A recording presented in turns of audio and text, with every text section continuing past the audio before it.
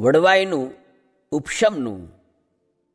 સ્વામિનારાયણ હરે સંવત 1882 ફાગણવદી દ્વિતીયાને દિવસ સ્વામી શ્રી સહજાનજી મહારાજ શ્રી અમદાવાદ મધ્યે શ્રી નરનારાયણના મંદિરને સન્મુખ ઓટા ઉપર ઢૂલ્યો ઢળાવીને તે ઉપર વિરાજમાન હતા ને મસ્તક ઉપર ગુલાબી રંગની પાગ વિરાજમાન હતી અને તે પાગને વિશે ગુલાબના અને ચમેલીના હાર વિરાજમાન હતા તથા પોતાના મુખારવિંદની આગળ મુનિ તથા દેશ દેશના હરિભક્તની સવારેને બેઠી હતી.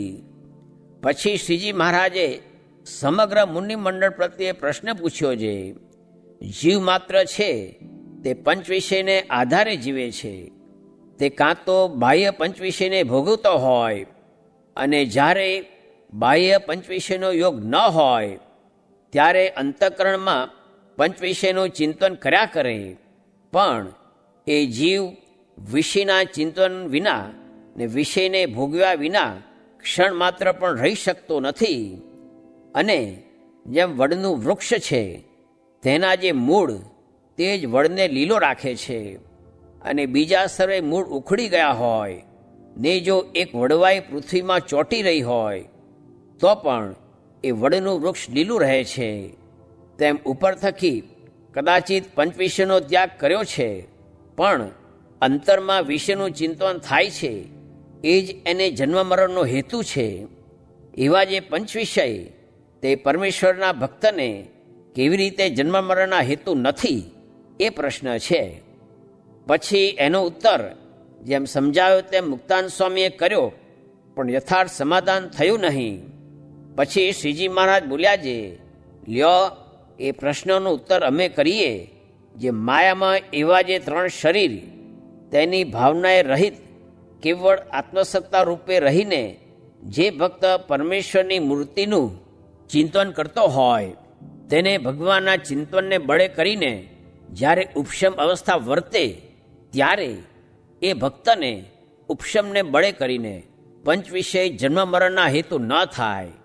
જેમ મહી જેવી કે સાબરમતી જેવી નદી 2 કાંઠામાં વહેતી હોય ત્યારે હાથી ઘોડા વૃક્ષ સર્વે તણાઈ જાય પણ કોઈ ઠરી શકે નહીં, તેમ ઉપશમવાળાને પણ ગમે તેવા રમણીય ભોગ ઇન્દ્રિયોને ગોચર થયા હોય પણ જ્યારે અંતરસન્મુખ દ્રષ્ટિ કરે ત્યારે જેવા પૂર્વજન્મને વિશે દેખ્યા હોય ને તે આ જન્મમાં વિસરી જાય છે તેવી તેની વિસ્મૃતિ થઈ જાય છે.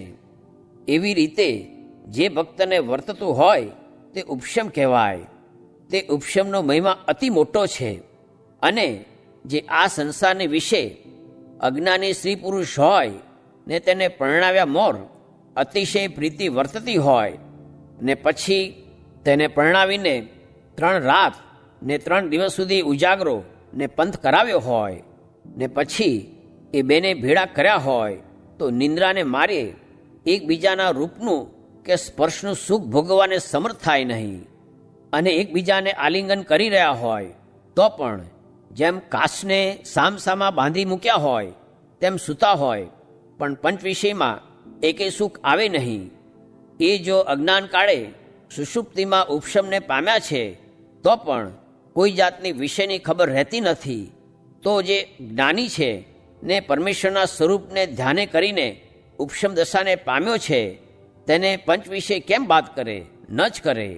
માટે જે ઉપશમ દશાને પામ્યો તેને પંચ વિષય જન્મ મરણના હેતુ થતા નથી.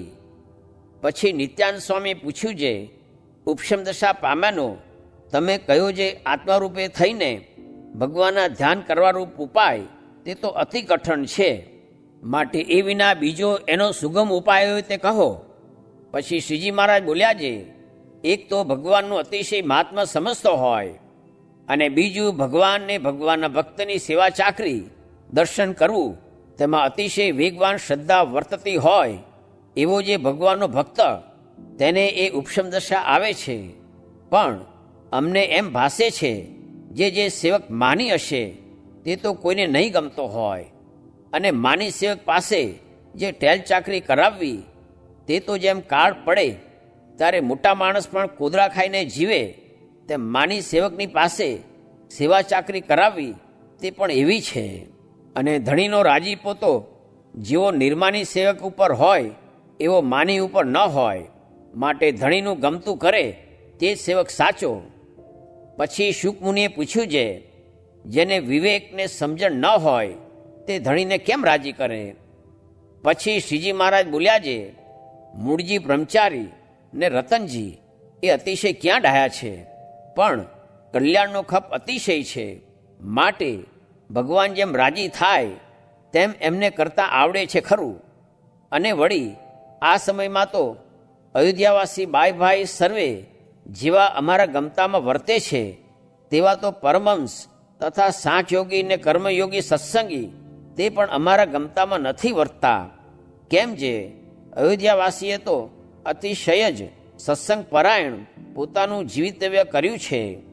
માટે અયોધ્યાવાસીની પેઠે ભગવાનને રાજી કરતાં કોઈને આવડતું નથી. અને એ અયોધ્યાવાસી તો બહુ વિશ્વાસી છે. માટે કોઈ કપટી હશે તો એમને છેતરી જશે. તે સારું, એમને કોઈ કાર્યનો આદર કરવો હોય ત્યારે મોટેરા પરમહંસ તથા મોટેરા સત્સંગી ગ્રહસ્થ તેમને પૂછીને તે કામ કરવા દેવું. પણ કોઈક એક જણાને કહીએ કરવા દેવું નહીં. એવી રીતે ત્યાગી તથા ગ્રહસ્થ સત્સંગીને અયોધ્યાવાસીની ખબર રાખવી એમ અમારી આજ્ઞા છે. ઇતિ વચનામૃતમ. એવી રીતે અમદાવાદ પ્રકરણનું 3જું વચનામૃત જે તે થયું. ભગવાનને સાધુના મહિમાની બહુ વાત કરી ત્યારે પ્રશ્ન પૂછ્યો છે, આવો મહિમાનો સાક્ષાત્કાર કેમ થતો નથી? તેનો ઉત્તર કર્યો છે, સાક્ષાત્કાર થાય તો છકી જવાય. માટે ધીરે ધીરે જ્ઞાન આપે છે ને મહિમા વૃદ્ધિ પમાડે છે. જેમ ફળ પુષ્પ વૃદ્ધિ પામે છે તેમ થાય છે. એ ભગવાનને જેમ ઘટે તેમ આવડે છે ને જેમ ઘટે તેમ કરે છે. ને ઠામુકું આપે તો ગાંડા થઈ જવાય. માટે ભગવાન ઠીક જ કરે છે. સ્વામિનારાયણ હરે સ્વામીએ વાત કરી છે, કોઈકને ભગવાન પ્રધાન હોય ને કોઈકને વ્યવહાર પ્રધાન હોય, એ બેને બરાબર ફળ ક્યાંથી મળશે? માટે આ વાત પણ જાણી રાખવી. સ્વામિનારાયણ હરે સ્વામીએ વાત કરી છે, શાસ્ત્રમાં અને સત્પુરુષના કયામાં એમ છે જે મોટા રાજી થાય તો સર્વે કામ થાય. તે રાજી થયાના ઉપાય 4 છે. તેની વ્યક્તિ જે એક તો એને કાંઈ પદાર્થ જોતો હોય તે આપવું, ને બીજું તેના દેહની સેવા કરવી, ને ત્રીજું તેને આગળ હાથ જોડીને વિનય કરવો, ને ચોથું એની અનુવૃત્તિ. તે અનુવૃત્તિમાં તો સર્વે વાત આવી જાય એ જેવું બીજું નથી. સ્વામિનારાયણ હરે સ્વામીએ વાત કરી છે, એકલી ભક્તિએ કરીને દેહ દમાય નહીં ને બળ પણ ઘટે નહીં.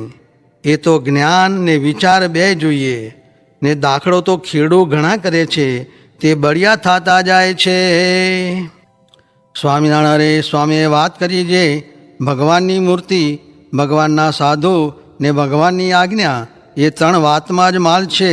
એવો બીજી કોઈ વાતમાં માલ નથી. ને જ્ઞાન, વૈરાગ્ય, ધર્મ તે તો જેમ કોદાળી, પાવડા ને દાંતરડા તેને ઠેકાણે છે. મોટાની તો એમ સમજણ છે ને અમે તો એક ભગવાન રાખ્યા છે ને બીજું રાખ્યું નથી. સ્વામિનારાયણ હરે સ્વામીએ વાત કરી છે, 1,00,000 મણ લોઢાની લોઢી ધગી હોય, તેના ઉપર 1-2 પાણીના ગળા ઢોળીએ, તેણે કરીને ઠરે નહીં. ને ઠારવી હોય તો ગંગાના ધરામાં લઈને નાખીએ તો 10-15 દિવસ સુધી તો હવેલી જેવડી છોડી ઉછળે, ત્યારે માંડ ઠરે. તેમ પંચ વિષય કરીને તો જીવ ધગી જાય છે. તેને 1-2 દિવસ રહીને જાણે જે ટાળો કરી જાઉં એમ ટાળો થાય નહીં. ને જેને ટાળો કરવો હોય તેને તો 10-15 દિવસ સુધી તો ફેર ચડ્યો હોય તે ઉતરે, ત્યારે વાત માહી પેસે, પછી ટાળું થાય છે. ને સાધુ પાસે કોણ આવે છે? અને જે સાધુ પાસે આવે છે તેને તો કોઈ વાતની કસર રહે જ નહીં. એમ કહીને બોલ્યા છે, 3 તાપ કી ઝાર જર્યો પ્રાણી કોઈ આવે, તાકુ શીતલ કરત તુરત દિલ દાહ મિટાવે. કઈ કઈ સુંદર બેન રેન અજ્ઞાન નિકાશે, પ્રગટ હોત પહેચાન જ્ઞાન ઉર ભાનુ પ્રકાશે.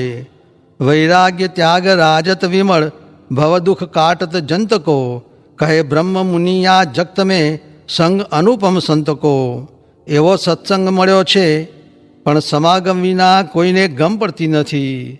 ને જ્યાં સુધી સત્પુરુષનો સંગ નથી થયો ત્યાં સુધી કાંઈ નથી થયું. તે ઉપર બ્રહ્માનંદ સ્વામીનો સવૈયો બોલ્યા છે, રાજ ભયો કહાં કાજ સર્યો, મહારાજ ભયો કહાં લાજ બઢાઈ. શાહ ભયો કહાં બાત બઢી, પત શાહ ભયો કહાં આન ફિરાઈ. દેવ ભયો તો કહાં ભયો, અહમેવ બઢ્યો તૃષ્ણા અધિકારી. બ્રહ્મ મુનિ સત્સંગ વિના સબ ઓર ભયો તો કહાં ભયો ભાઈ. એમ સત્પુરુષનો સંગ નથી કર્યો ત્યાં સુધી કાંઈ કર્યું નથી. સ્વામિનારાયણ હરે સ્વામીએ વાત કરી છે, ગામ રોયશાળામાં વાત કરી છે.